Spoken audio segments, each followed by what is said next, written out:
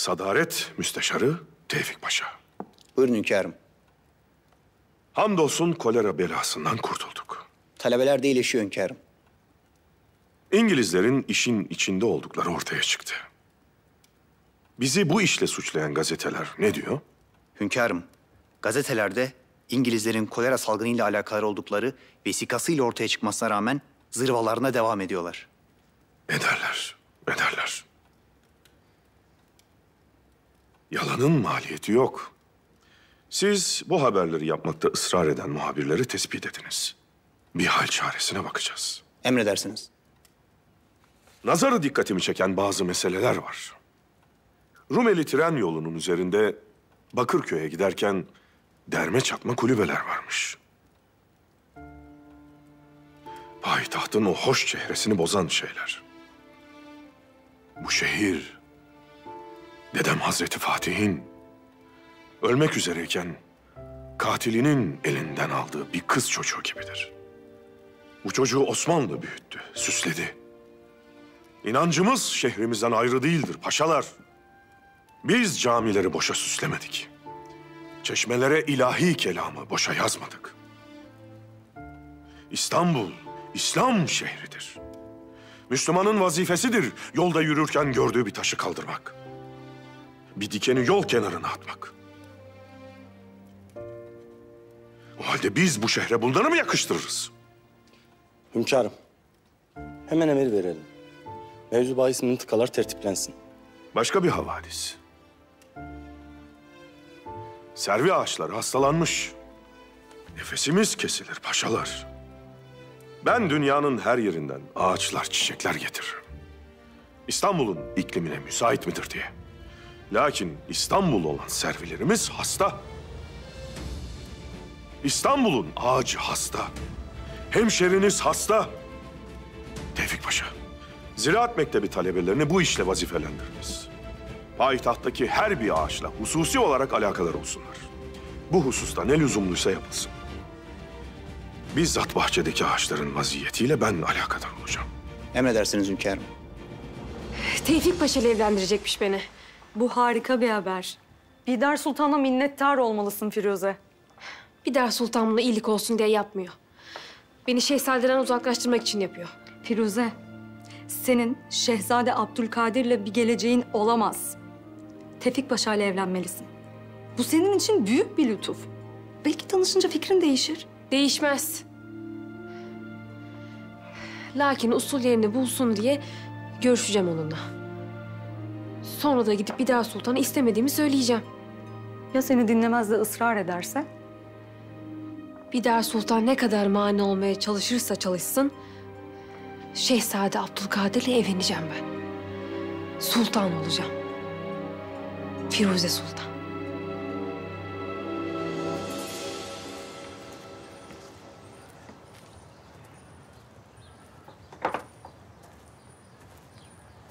Hayırlı günler. Buyur kardeş, kaç tane vereyim? Muhallebi istemiyorum. Geçen akşam senden muhallebi almıştık. Paramız yoktu. Genç bir bayan sana kolyesini vermişti. O kolyeyi geri almak istiyorum. Ben o kolyeyi sattım. Kime sattıysan al o zaman.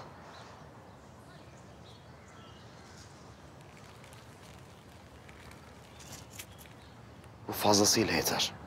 Saraya kolyeyi getirirsen daha fazlasını alırsın. Saraya mı? Evet. Yıldız Sarayı'na gelip Şehzade Abdülkadir'i görmek istiyorum dersen yardımcı olacaklar. Şehzade mi?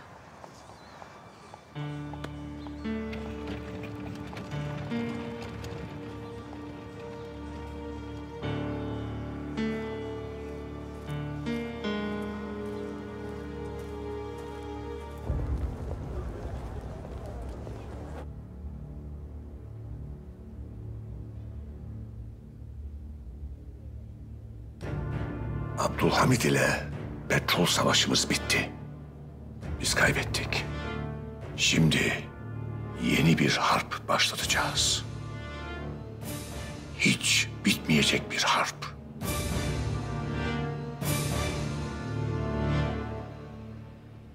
Galip dede, her daim harp halindeyiz.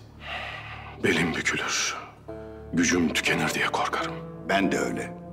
70'i aşkın ömrümde hep harp ettim. Kiminle? Nefsimle. Hiç bitmedi.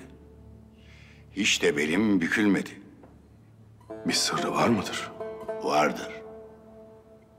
Su geminin içine girerse onu batırır. Altında kalırsa da yüzdürür. Nefsinin dediklerini kalbine sokarsan kalbini karartır. Nefsini ayaklarının altına al ki üstüne basıp yükselesin. Nefsimle harp ederim. Bildim. Ya devletime, dinime, milletime düşman olanlarla? Hem nefsinin hem de görünür düşmanının 1001 hilesi vardır. İkisi de şeytanı dinler sultanım. Anlatayım. Abdülhamid'in milletiyle sağlam bir bağı var. Millet nazarındaki itibarını düşüreceğiz. Nasıl? Hikayelerle, gazetelerde Abdülhamid aleyhine haberler yaptıracağız. Avrupa milletleri buna inanıyor. Ama Türklerin Gök Sultanı. 3 adam bir araya gelse devlete ihbar edeceğiz. Bunlar ihtilal yapacak diye milletin devlete olan inancını kıracağız. Hakkınız var. Askerler evleri basmaya başladıklarında, millet istibdadı hissettiğinde onların bu fikirlerini değiştirebiliriz. Münevverlerin de Abdülhamid'in müstebit olduğuna inanmaları şart. Sürgün edilen münevverleri millete anlatacağız.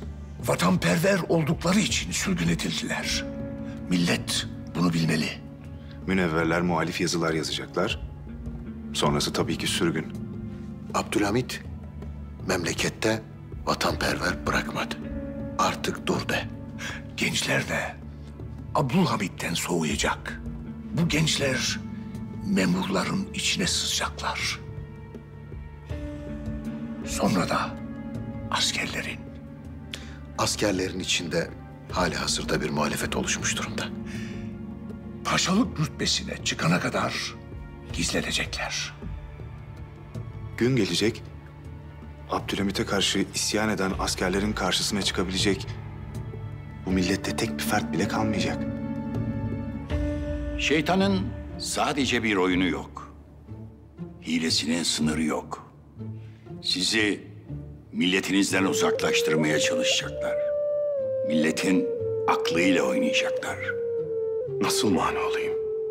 Sultanım, bu mülkün padişahı sizsiniz. Gençlere sahip çıkın. Mekteplere sevdiğiniz memurları gönderin. Hal hatır sorsunlar, alakadar olsunlar. Ben yalnızım. Onlarsa çoklar. Kafir, Bedir'de de Müslümanlardan çoktu.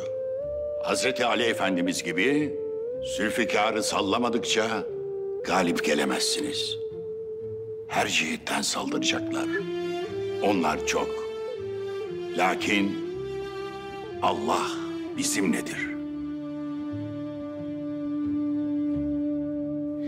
Abdülhamid'e saldırmadığımız bir an dahi olmayacak. Sonunda kazanmanın imkansız olduğunu anladığında ona öldürücü darbeyi indireceğiz. Bir an evvel başlamalıyız. Ne benim ne de peşimden sürüklediğim gençlerin artık bir sabrı kalmadı. Başlayacağız. Vladimir, Abdülhamid'i sarsacak darbeyi indiriyor. Ne yapıyor? Bulgar mıntıkasında, Varna'da Müslümanlar katlediliyor her zaman. Feryat ediyorlar ama duyulmuyor. Haykırıyorlar, yardım istiyorlar ama ölümden başka onlara gelecek olan yok.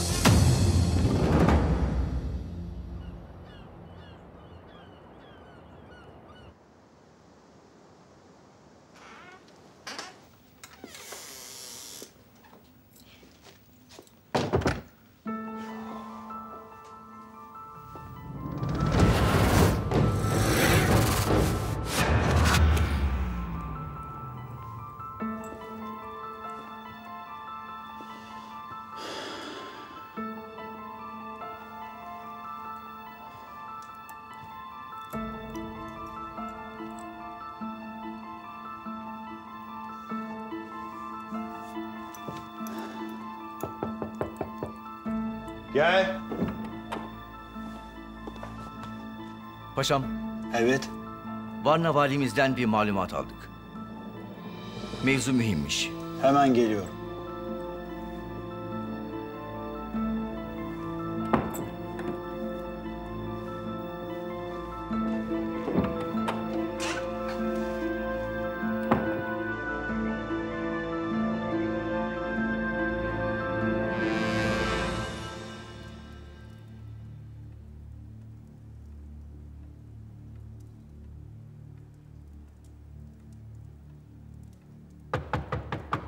Gel.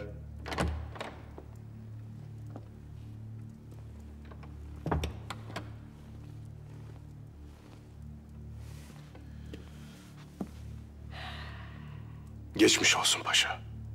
Sağ olun hünkârım. Çok şükür iyileştim. Lakin başımızda başka bir musibet var. Mabeyinciler sevinçlerini ya da üzüntülerini bu oda dışında belli etmezler. Lakin sizin kötü bir havadis getirdiğiniz yüzünüzden okunuyor. Tahsin Paşa'nın yerini tutamam hünkârım. İnşallah yakın vakitte gelir. Çünkü getirdiğim havadisi taşımakta zorlanırım. Nedir? Hünkârım, Varna'da camiye saldırı olmuş. Bulgar çeteciler namaz esnasında camiye girip bütün cemaati katletmişler.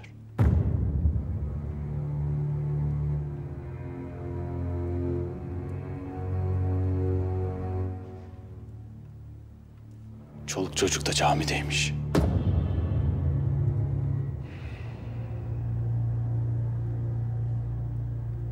Kim yapmış? Bulgar çeteciler olduğunu biliyoruz hünkârım. Başka bir malumat yok.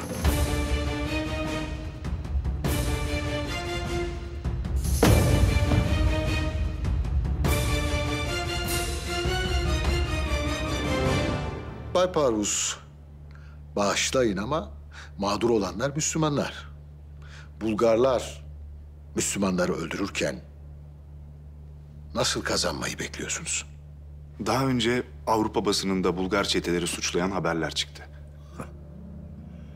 Müslümanlar buna sessiz mi kalacak zannediyorsunuz? Ellerine geçirdikleri ne varsa saldıracaklar Bulgarlara. Avrupa gazeteleri de bizim. Ne istersek onu yazacaklar. Siz bir kan davası başlatmak istiyorsunuz. Müslümanla Hristiyan nasıl bir arada yaşar ki? 800 yıldır yaşıyorlar. Artık her kavim kendi yurduna dönmeli. Türkler Orta Asya'ya, Yahudiler de Tanrı'nın onlara vaat ettiği kendi topraklarına. Evet. Haçlı orduları bunu tam 9 defa denediler. Ama başaramadılar. Biz başaracağız. Eski ve yeni ayeti birleştireceğiz.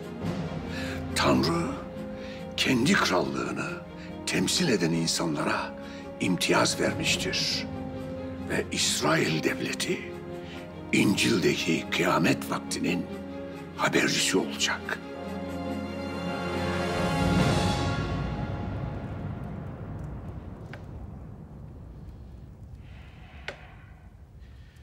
İbadethanede kan dökmek.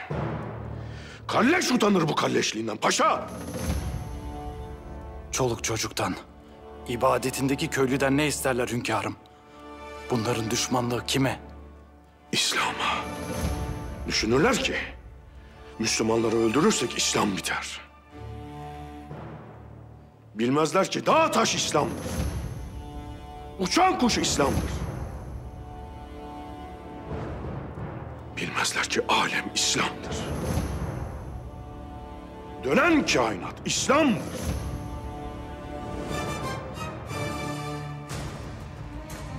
Eşkıyalar bulunsun paşa. Müslümanlar itidalde olsunlar. Böyle vahşi bir katliamın tek hedefi olur. Müslümanları kışkırtmak. İsterler ki biz hislerimize hakim olamayalım. Baş üstünde baş bırakmayalım. Ne oyuna geliriz, ne oyundan kaçarız paşa. Meseleleri takip edin paşa. Kurdukları kirli tertip onları kirletecek.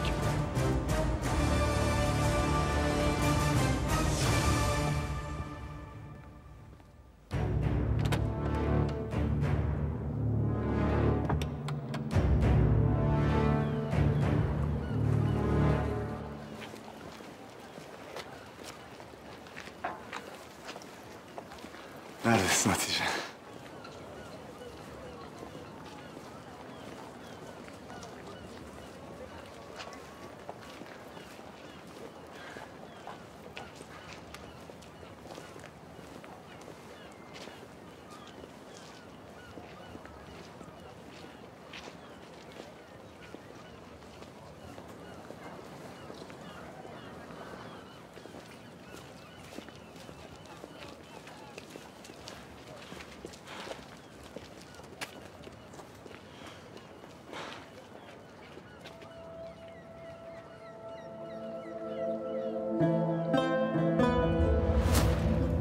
Sen buradan çıkar çıkmaz biletlerimizi alıp buradan gideceğiz.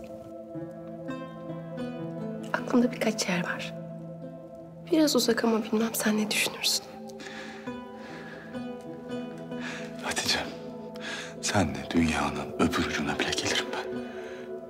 Biz o kadar mutlu olacağız ki. Çektiğimiz bütün bu sıkıntıları unutacağız. Seni bir ömür beklemeye razıyım ben. Neredesin Hatice? Gönlümün sultanı. Neredesin?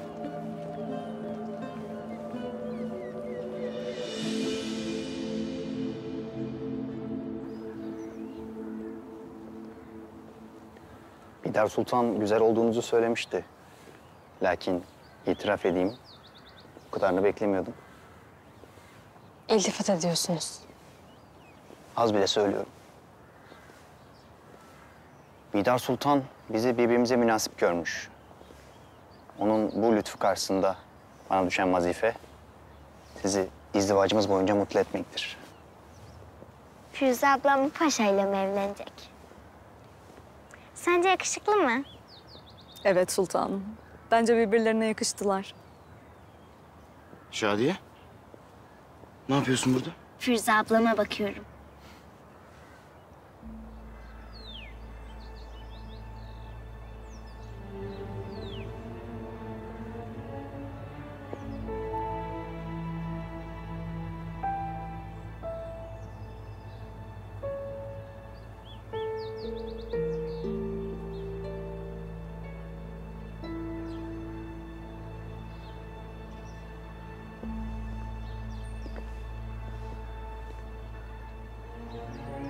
Firuze Kalfa müstakbel zevciyle görüşüyor da Şadiye Sultanımız onu merak etti.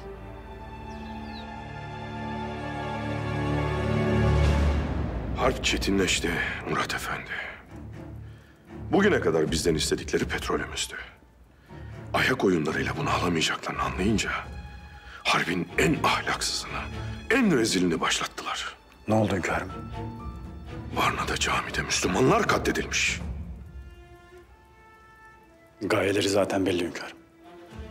Önce Müslümanlar oradaki Bulgarları öldürecek. Sonra Bulgarlar batıdan yardım isteyecek. Heyetler gelecek. Sefirler gelecek. Ardından ordular gelecek. Bulgarlara hürriyet naraları atacaklar. Böylece o mıntıka bizden koparılacak. Mani olalım hünkârım. Olacağız. Lakin bil. Bil ki gece gibi üzerimize çökecekler. Bil ki sırtlan gibi saldıracaklar. Bil ki ne ahlakları var ne de kanunları. Onlar bize ne yapıyorsa biz de aynısını yapalım hünkârım. Müslümanın harp ahlakı vardır Murat Efendi. Onların yaptıklarını yaparsak onlardan farkımız kalmaz. Biz öyle bir savaş vereceğiz ki ahlakın ve İslam'ın nuru olacak. Zulmetmeden, hakka girmeden hakkımızı kafire bırakmayacağız. Biz Müslümanız Murat Efendi. Şunu unutma. Garp hiçbir vakit adil olmamıştır. Yükselişlerinde masumların kanı vardır. Düşüşlerine de masumların gözyaşı sebep olacaktır.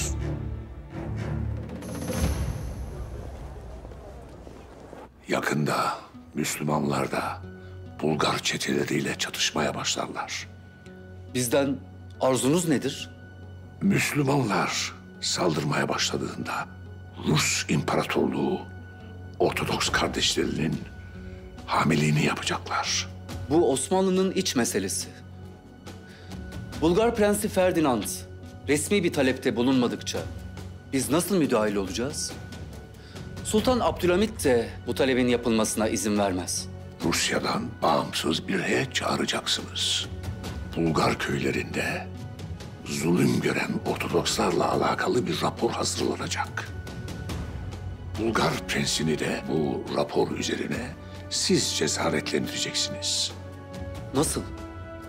Varna'daki Osmanlı tabialarını bombalayacaksınız. Ferdinand Rusların arkasında olduğunu bilirse isyan etmekten korkmaz. Rusya İmparatorluğu üstüne düşen vazifeyi yapacaktır.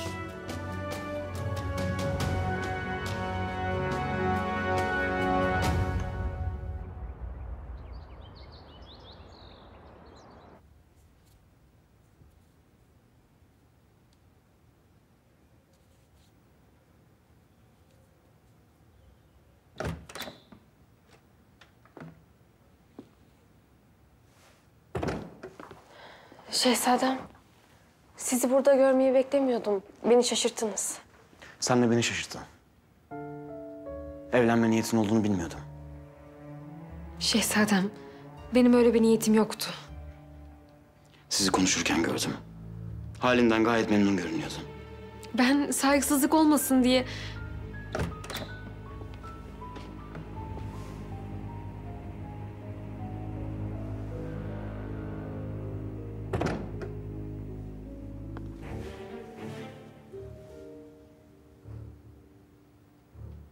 Abdülkadir, ne yapıyorsun burada? Firuze ile bir mevzuyu konuşuyorduk. Mühim bir mesele değil. Tebrik ederim sizi.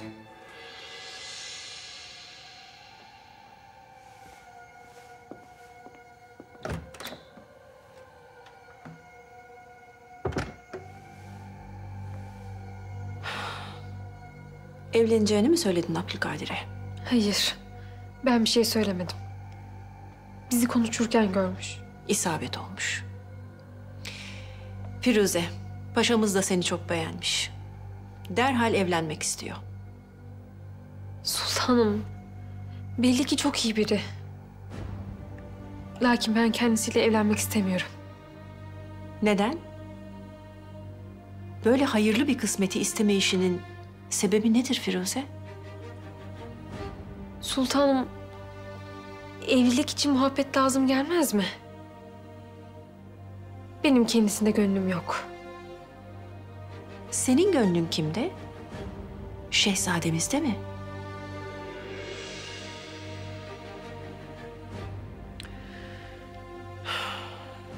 Bak kızım, buraya geldiğin günden beri Abdülkadir'in gözüne girmeye çalıştığının farkındayım.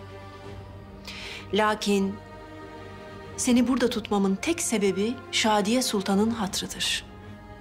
Senin vazifen Şadiye Sultan'la ilgilenmek, Şehzade Abdülkadir'le değil. Bence boş heveslere kapılıp da istikbalini berbat etme. Çeyizini yapıp evlendireceğim seni. Bu saraydan en kısa vakitte adabınla gideceksin Firuze. Şadiye Sultan da bu durumu anlayacaktır.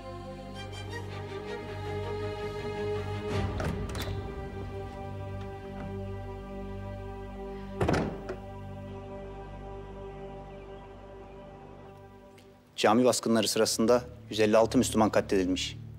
12'si çocuk. Katillerin Bulgar kesicileri olduğu şahitlerce ifade ediliyor. Lakin mıntıkadaki Rus konsolosuna göre vaziyet öyle değilmiş. Hatta camide şehit olanların aralarındaki husumet yüzünden öldürüldükleri rapor edilmiş. Biz Rus konsolosunun raporunu ele geçiriyoruz.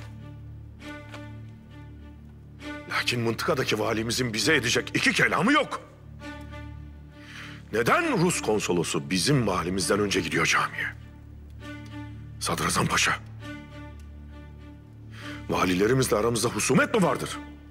Maalesef hünkârım. Bazı valilerimiz mıntıkalarının hassasiyetinin farkında değiller. Değillerse biz de farkında olacak olanı göndeririz. Osman Paşam, siz fevkalade komiser olarak mıntıkaya gidiniz. Vaziyete hakim olunuz. Valimizi de buraya gönderiniz. Emredersiniz hünkârım. Paşalar, Yunan'la tecrübe ettiler, başaramadılar.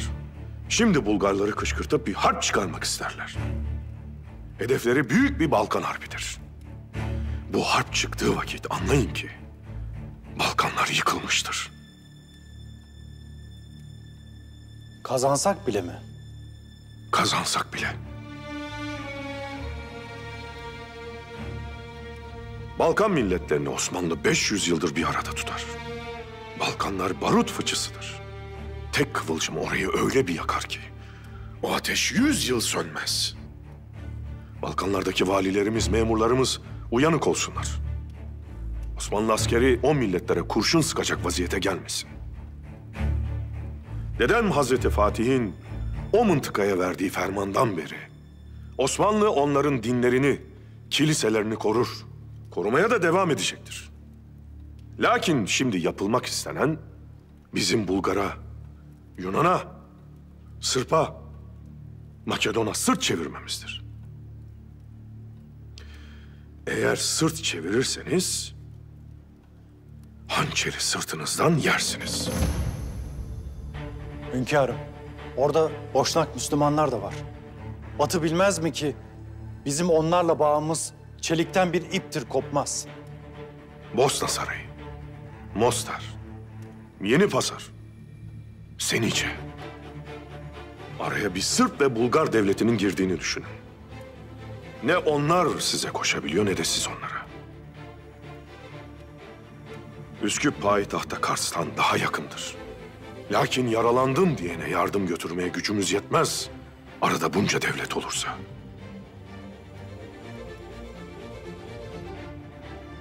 Tahta çıktığım ilk vakitler Ruslar payitahta dayanmışlardı.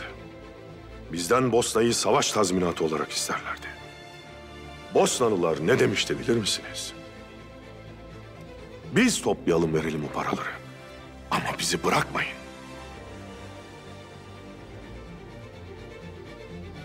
Bırakmadık elhamdülillah.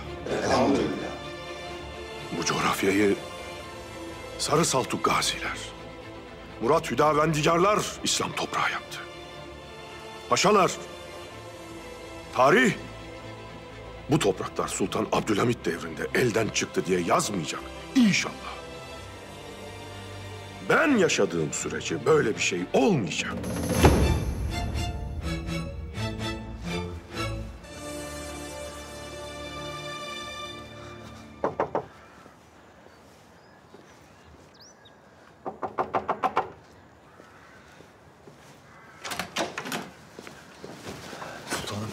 Hatice Sultan geldi mi? Evde mi? Hayır, gelmedi. Ben de sizin bulmuş olabileceğinizi düşünüyordum. Maalesef.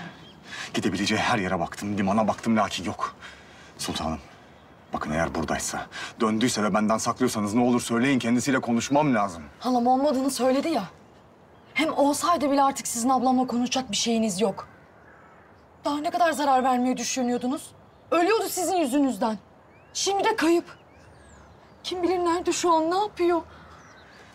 Yok bu böyle olmayacak. Ben saraya gideyim, askerlere haber vereyim, dört bir yandan arasınlar. Hayır, bir yere gidemezsiniz. Saraydan kimse duymamalı bunu. Abime ne diyeceğiz sonra? Bakın, kimse duymadan bu meseleyi halletmek zorundasınız Kemalettin Paşa. Her şeyin tek müsebbibi sizsiniz ve Hatice'mi bulup bana geri getireceksiniz. Derhal! Tamam, bulacağım. Abla neredesin?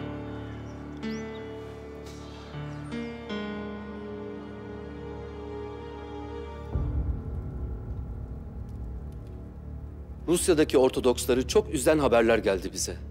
Ruslar Bulgar kardeşleri için endişeleniyor. Kırımlı Müslümanlar da o mıntıkada camide öldürülen kardeşleri için aynı hissi taşıyor. Bunu söylemek için mi geldiniz huzuruma?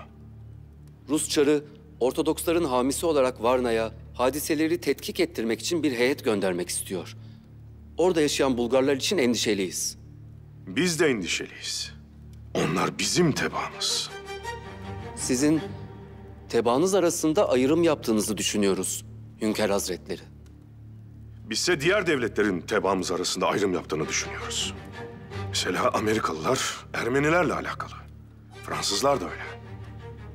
İngilizler Rumlarla sıkı dost. Ruslarsa Sırplar ve Bulgarları himaye derdinde.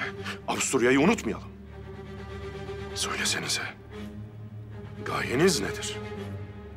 Tüm dünyada Ortodoksların ve diğer dinlerin hürriyetini korumak. Bu yüzden mi Odessa'daki Yahudileri eziyet edersiniz? Şunu bilin. Heyetinizin gelmesine müsaade etmiyorum. Bu Osmanlı'nın iç meselesidir. Çıkabilirsiniz.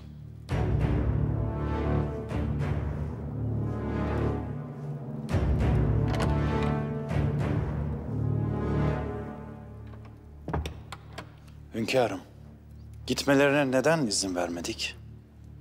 Şimdilik izin vermedik paşa.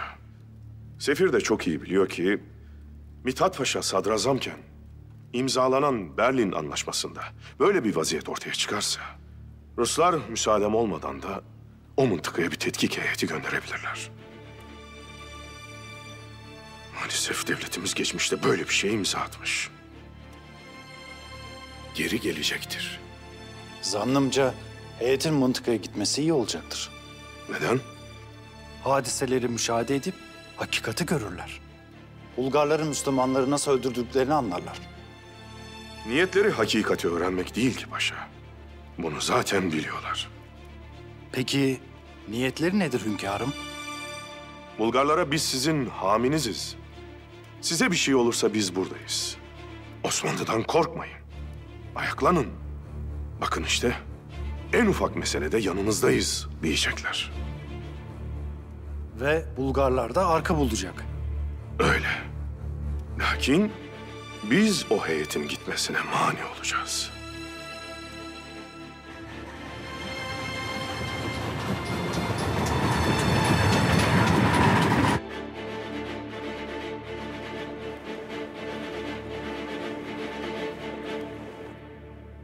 Emrettiğiniz gibi 3 Müslüman köyüne, 3 Bulgar köyüne de gerekli baskınları yaptık. Silahlar. Baskın yaptığımız evlere bıraktık. Hepsi silahlı.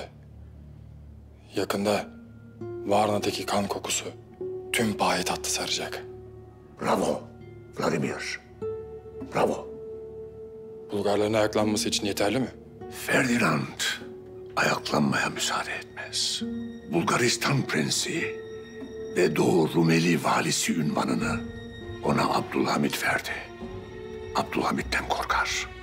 Ondan izinsiz başını kaldıramaz.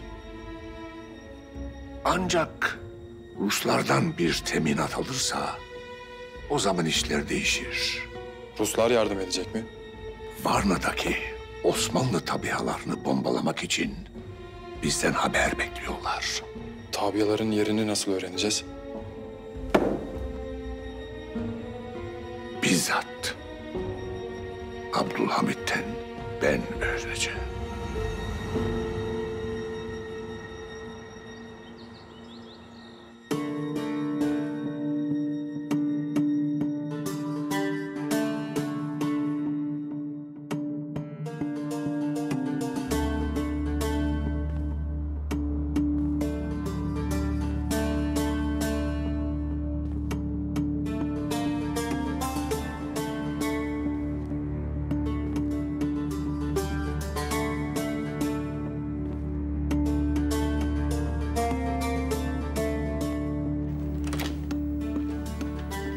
Şehzadem.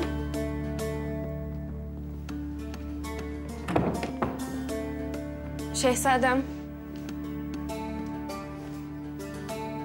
Şehzadem benim Firuze.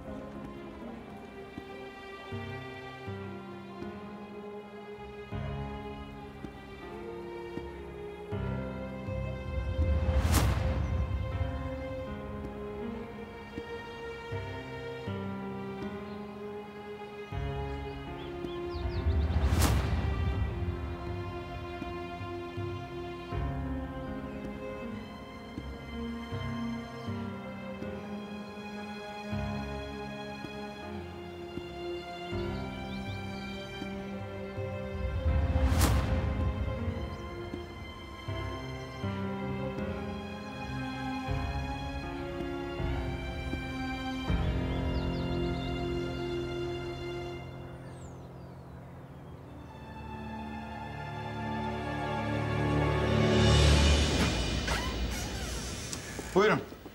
50 senedir Romanya'da petrol çıkarıyorlar.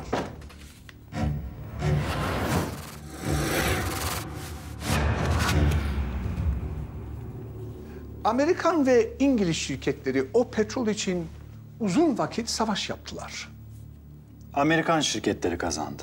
Tespitlerime göre Romanya'ya yakın mevkilerde, özellikle Varna taraflarında petrol çıkma ihtimali var. Devleti ahaliye topraklarında. Evet.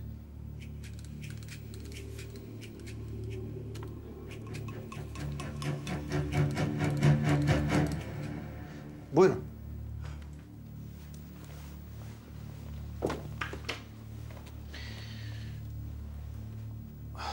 Malumunuz, hünkârımız tüm petrol arazilerini Hazine-i Hassa'ya devretti. Yani orada petrol bulsanız bile... Tabii. Biliyorum. Dostum Sultan Abdülhamit için çalışıyorum. Yani petrol çıkarsa Hazine-i Hasan'ındır. Arzu ederseniz birlikte Varna'ya gidelim. Mümkün değil. O mıntıka şu anda sıkıntılı. Öyle mi? Öyleyse biz harita üzerinde çalışmaya başlayalım. Siz Varna'nın topografik haritasını verirseniz petrol çıkacak mıntıkaları tespit edebiliriz. Ortalık sakinleştiği vakit tespit ettiğimiz yerlerde çalışma başlatırız. Tabii. Evvelce hazırlık yapılmalı. Lakin haritaları vermem için hünkârımızla istişare yapmam lüzumludur. Tabii.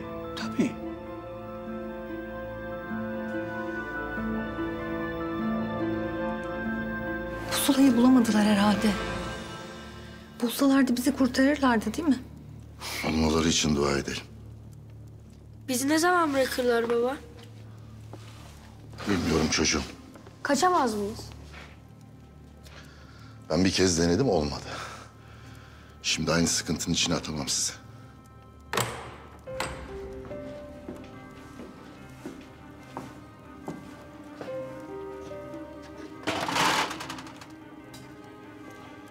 Parvus'un gönlü aç gitmenize razı olmadı.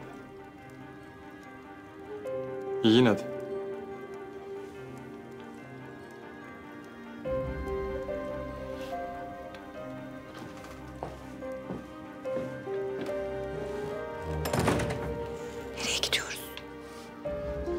Geri dönemeyeceğimiz bir yere.